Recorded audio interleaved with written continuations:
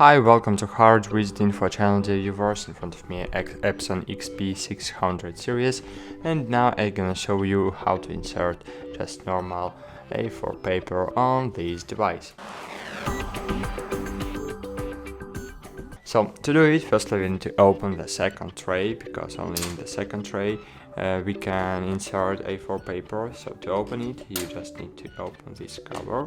In this way you have the place for the finger here, and just open this cover, then drag it out, and great. As you can see here, we can set up the size of inserted paper.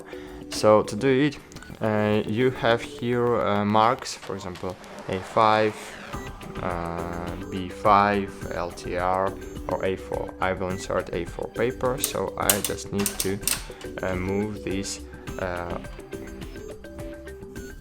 gray part with one arrow, with one number, with number 1. We need to move it to A4. Then we need to change this arrow number 2 to A4 too. So we have here A4. So move it, and now just insert the A4 paper.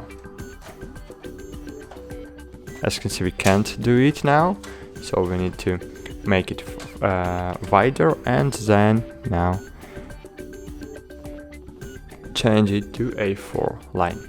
Great, and now we can insert our paper into the tray.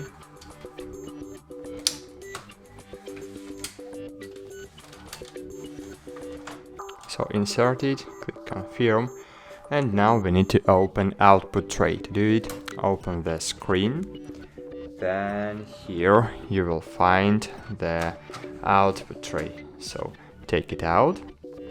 So here, as you can see, we have first tray, but we need to take out the output tray. So take it out, close the screen panel. That's great. Now we can scan, print or copy. For example, I will copy some document. So wait a while.